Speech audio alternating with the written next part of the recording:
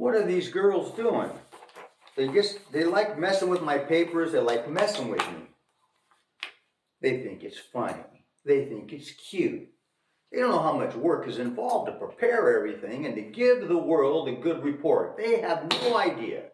It's all cute. Play with my papers. Leave me notes. Big joke. Big joke. It's frustrating, Marvin. It's frustrating. All right, you got that clip ready? Okay, I can't wait for the audience to see it. That's a great clip. Fantastic clip. Okay, let's do it.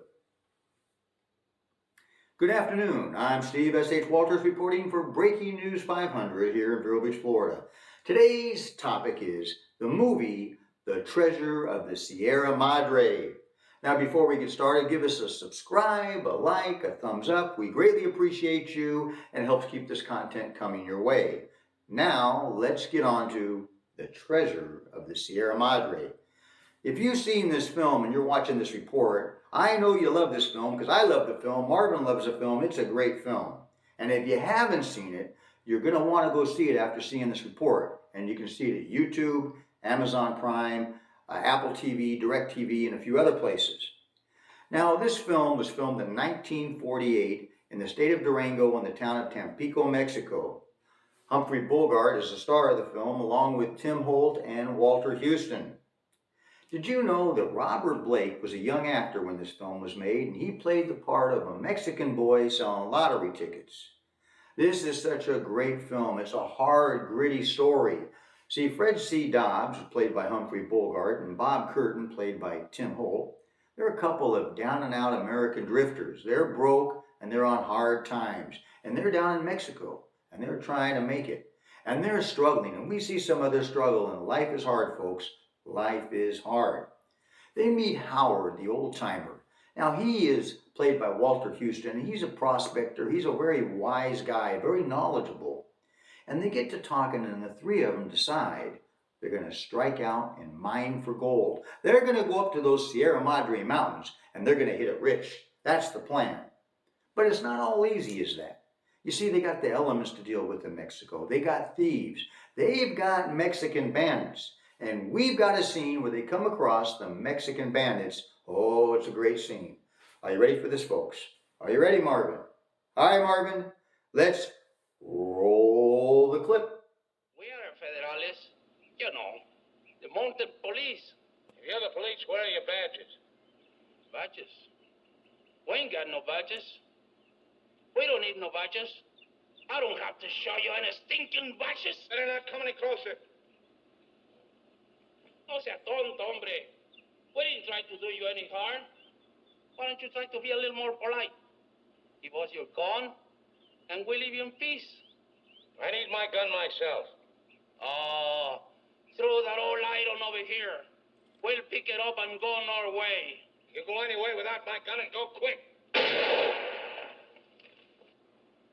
All right. Badges? We don't got no badges.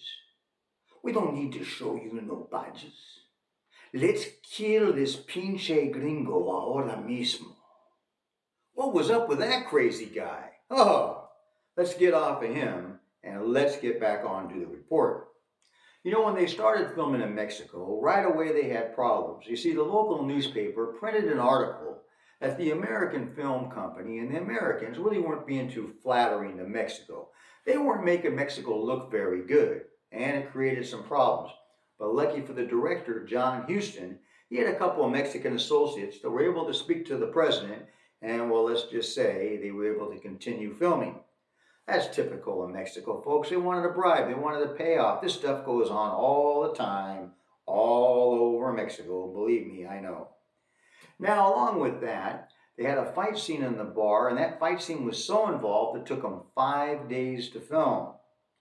And Howard, played by Walter Houston, the father of the director, John Huston, he had to learn fluent Spanish for this film. Well, he didn't have to learn it fluent, but his character was a guy that spoke fluent Spanish. Now, he didn't know any Spanish. All he knew was dos equis. Maybe he knew cerveza or gracias. That's all he knew.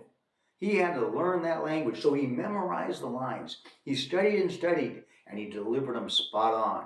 He was so well in his delivery of the lines that the locals thought he did speak Spanish. So that was achieved. And the ending of the film. You know, I always say an ending of a film's got to be spot on. It's got to be good. It's got to match the story, or it's got to have a twist. It's got to be a great ending. Well, the producers, they didn't really like the ending. They didn't think the audience would go for it. But they did some thinking about it and talking about it, and they decided to keep the ending in. And it turns out the audience loved the ending, and the film went on to be a great success. Put down in the comments what your thoughts are. Did you watch the film? Do you enjoy the film? What's your favorite scene? Give me your thoughts. I'd love to hear them. I'm Steve S.H. Walters reporting for Breaking News 500. Have a great day.